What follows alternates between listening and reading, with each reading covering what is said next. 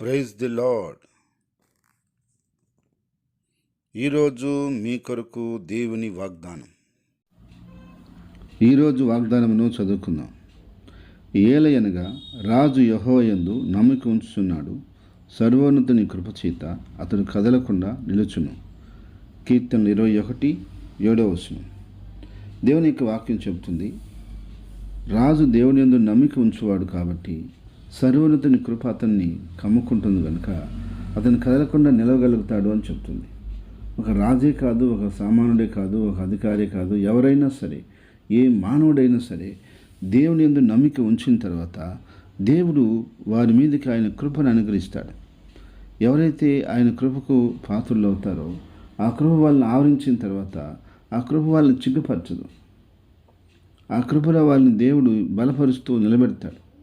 ఎలాంటి సమస్యలు, ఇబ్బందులు, ఎరుకులు వారికి ఎదురైనా సరే ఆ యొక్క కృప అనేది వారికి సహాయం చేస్తుంటుంది. కాబట్టి ఏ సమస్య, ఏ ఇబ్బంది, ఎరుకు కూడా వాళ్ళని ఏం చేయలేదు.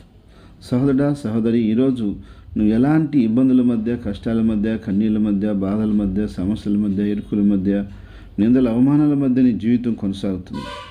కానీ దేవుని యొక్క వాక్యం చెప్తుంది, నీవు ఆయన కృప యందు నమ్మిక ఉంచినట్లయితే, ఆయన మీద గట్టి నమ్మకం పెట్టుకున్నట్లయితే దేవుడు ఖచ్చితంగా నీకున్న ఇరుకుల్లో నుంచి, ఇబ్బందుల నుంచి, వ్యాధి బాధల నుంచి, ఆర్థిక పరిస్థితుల నుంచి, నీకున్న అనారోగ్య సమస్యల నుంచి, నీ పిల్లల యొక్క సమస్యల నుంచి, కుటుంబ సమస్యల నుంచి, నీకు బయట ఉన్న సమస్యల నుంచి, శత్రువులతో వస్తున్న సమస్యల నుంచి, ప్రతి పరిస్థితి నుంచి నీకు కృపనిచ్చి, నీకు సహాయం చేసి, వాటి నుంచి విడుదల కలగజేసి నేను నిలబెట్టుకునే ధన్యత, భాగ్యము దేవుడు చేయగలుగుతాడు. నీకు ఆ ధన్యతని ఇస్తాడు, ఆ భాగ్యాన్ని ఇస్తాడు. నిన్ను ఆ విధంగా దేవుడు నిలబెట్టుకోగలుగుతాడు.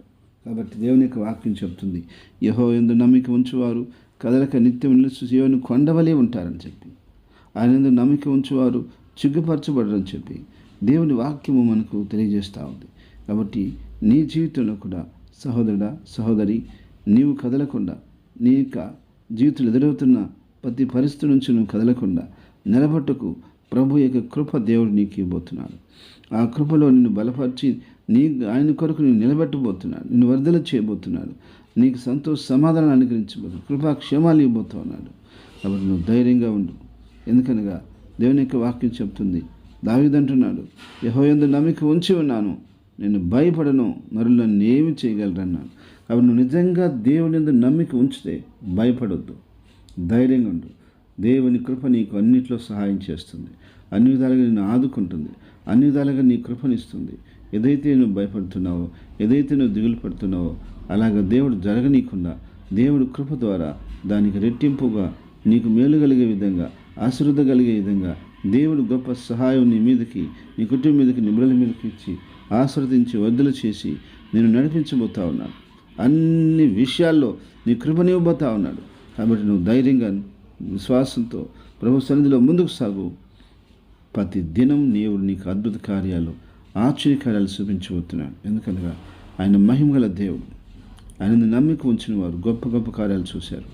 నీ జీవితంలో కూడా దేవుడు ఇలాంటి కార్యాలని నీకు చూపించబోతున్నాడు, నీకు అనుగ్రహించబోతున్నాడు. అవి నువ్వు చూడబోతా ఉన్నావు. ప్రార్థన.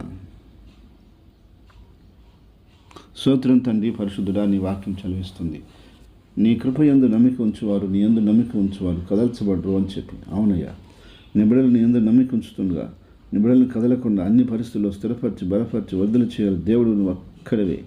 కనుక ఈ దినం నీ ప్రజలకు అన్ని విధాలుగా మేలు చేయండి. ఎలాంటి కష్టాలు ఉన్నా, కన్నీళ్ళు ఉన్నా, ఇబ్బందులు ఉన్నా, ఇరుకులు ఉన్న ప్రజలు నడుస్తున్నారు. అన్నింటిలో నుంచి నీ కృపనిచ్చి, ఆశీర్వదించి, దీవించి, వర్ధలు చేయమని, సాతాన్ని బంధించమని, నీ ఆత్మ చేత, నీ శక్తి చేత నింపి, కాసి, కాపాడి, వర్ధలు చేయమని, అన్ని విధాలుగా మేలు చేసి దీవించమని, నీ పరిశుద్ధాత్మ శక్తిని ప్రతి బిడ్డకి, ప్రతి కుటుంబానికి అనుగ్రహించి, ఆశీర్వదించి, తోడుని కాపాడమని, దీని పుట్టినరోజు వివాహం జరుపుకున్న వ్యక్తుల బిడ్డలని, కుటుంబాన్ని పేరుని ఆశీర్వదించి, దీవించి, కాపాడు, వదిలించమని, ఎక్కడ ఎలాంటి ఒడుగులు, ఆటంకాలు లేకుండా నీ కృపాక్షేమాలతో, నీ ఆశీర్వాదాలతో, నీ మేలుతో, నీ దీవులతో నింపమని, కాసి, కాపాడు, వదిలించమని, అన్ని విధాలుగా మేలు చేసి కృపతో నడిపించుకొని ఆశీర్వదించమని యేసుక్రీస్తునామమున ప్రార్థిస్తున్నాం తండ్రి. ఆమేన్.